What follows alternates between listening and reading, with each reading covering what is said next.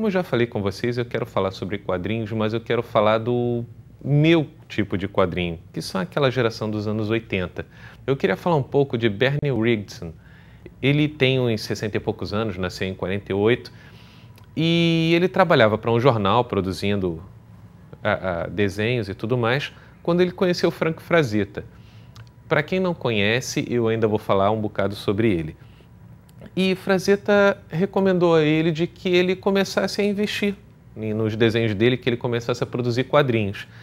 E ele fez isso. Ele começou fazendo uma série de desenhos de terror. Ele adora imagens preto e branco, apesar de que ele faz todo tipo de trabalho, né, de pintura. Ele é muito fã dessa área. E Bernie, em pouquíssimo tempo, se tornou um dos grandes nomes nos anos 80, sendo considerado um dos maiores desenhistas que tinham na época. Ele ganhou diversos prêmios e ele trabalhava para várias empresas. Ele trabalhava muito com as duas grandes concorrentes, tanto a DC Comics quanto a Marvel, que são duas empresas de revista em quadrinho que vivem guerreando entre si. E os anos 80 eles lutavam muito por exclusividade, o que eles realmente não conseguiam. E Bernie estava sempre pulando de um para o outro.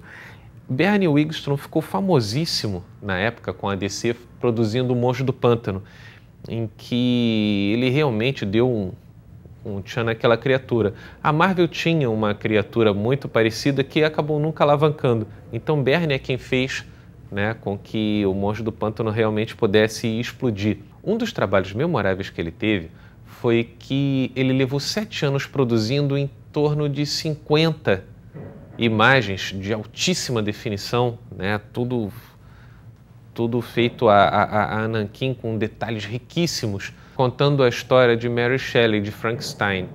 As imagens são surpreendentes, todas elas feitas apenas num papel branco e o nanquim, que não tem uma pessoa que não fique assustada com a qualidade. Além disso, ele fez uma série de trabalhos para a Marvel, em que ele, trabalhando com grandes nomes, por exemplo, como Jim Starlin, ele produziu e deu vida a uma série de personagens que quem lê o quadrinho torna-se uma experiência inesquecível. Dentre eles, você pode ver o Dreadstar, Justiceiro. Ele fez uma minissérie do Justiceiro sensacional, o Doutor Estranho, o Hulk. Ele produziu uma graphic novel do Hulk versus Coisa, que foi sensacional. Mas para a Marvel, se não me engano, um dos melhores trabalhos que ele pôde fazer foi uma graphic novel do Homem-Aranha. A própria capa era sensacional, ela abria em duas e tinha uma imagem gigantesca mostrando a criatura com que o Homem-Aranha lutava, uma criatura surreal.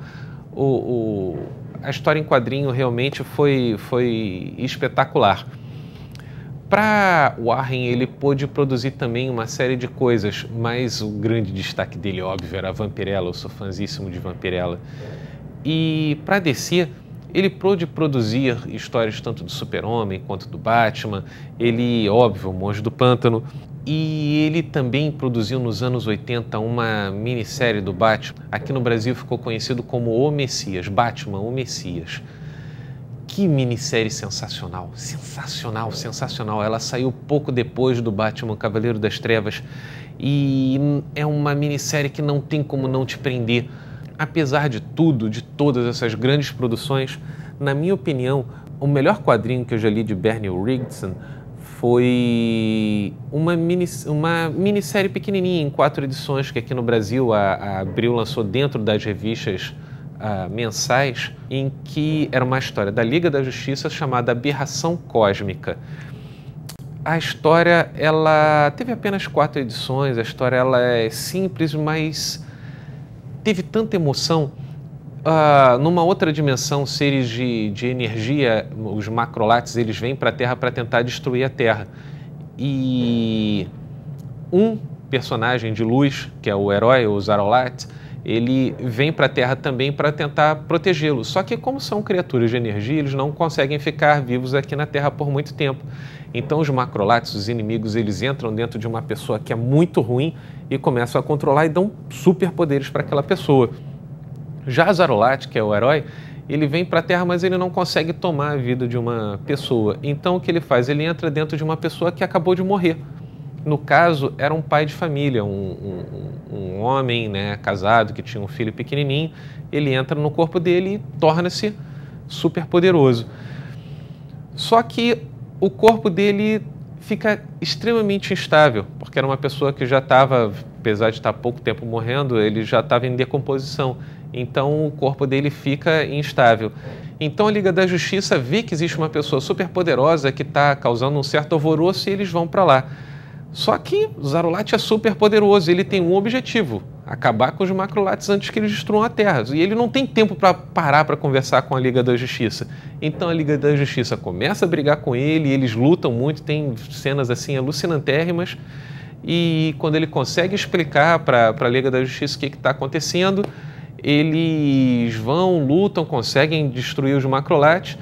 No finalzinho da revista, depois que eles conseguem acabar com todos os problemas, descobrem que o Zarulati está realmente instável, né? Ele vai explodir, vai ser como se fosse uma bomba atômica, ele precisa morrer, ele precisa sair dali, não tem como ele continuar. Só que como ele entrou no corpo de um homem, ele recebeu todas as memórias, todos os sentimentos, e ele tem afeição pelo filho dele, né, com quem ele quer se despedir. É um quadrinho realmente muito tocante. Eu não nego, eu chorei e se eu ler de novo, eu acredito que eu vou chorar de novo. É uma revista em quadrinho que ela é realmente uma pérola. Se você tiver a oportunidade de conseguir, vale a pena demais. Eu nem peguei, na verdade, direito os anos 90, mas eu queria falar um pouco de Bernie Wrightson.